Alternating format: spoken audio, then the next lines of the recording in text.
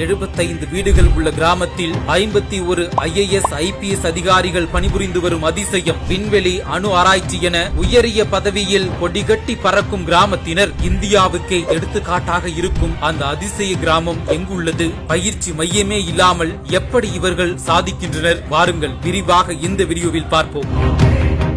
நமது நாட்டில் பள்ளி பருவத்திலிருந்து குழந்தைகள் தங்களது பாட புத்தகத்தில் தங்களது பெயருக்கு பின்னால் IAS IFS IPS என பட்டங்களை எழுதி வைத்திருப்பார்கள். அதனை பார்க்கும்போது நமது எதிர்கால லட்சியங்களை நாம் கவனம் சிதறாமல் இருக்க பள்ளி ஆசிரியர்கள் நமக்கு சொல்லிக் கொடுத்திருப்பார்கள். ஆனால் அது காலப்போக்கில் அந்த புத்தகத்தை தூக்கி போடுவதைப் போல நாமும் அந்த கனவினை தூக்கி போட்டு விடுவோம். ஆனால் இங்கு ஒரு கிராமத்தில் வெறும் 75 வீடுகள் மட்டும் இருக்கும் நிலையில் 51 IAS IPS என மிக உயரிய பணியில் உள்ளனர். கண்டிப்பாக இந்த செய்தி உங்களை ஆச்சரியப்படுத்தியிருக்கும். உத்தரப்பிரதேச மாநிலத்தில் உள்ள மதோபட்டி என்ற கிராமத்தில் தான் இந்த ஆச்சரியங்கள் நிறைந்துள்ளன. நாட்டிற்கு உயர் அதிகாரிகளை உருவாக்கி தரும் ஃபேக்டரியாக இருக்கும் இந்த கிராமத்தில் நிறைய அதிசயங்கள் நடந்துள்ளன. ஜான்பூர் மாவட்டத்தில் உள்ள இந்த கிராமத்தில் வெறும் 75 வீடுகள் மட்டுமே உள்ளன. அதிலும் 75 குடும்பங்களில் இருந்து 51 IPS மற்றும் IAS அதிகாரிகள் மட்டும் உருவாகவில்லை. விண்வெளி, அணு ஆராய்ச்சி, வங்கி, இந்திய வெளியுறவுத்துறை, இந்திய வருவாய்த்துறை உட்பட பல உயர்தர பணிகளிலும் பணிபுரிகின்றனர். சுதந்திர போராட்ட வீரர் தாக்கூர் பகவதித்தின் சிங்கும்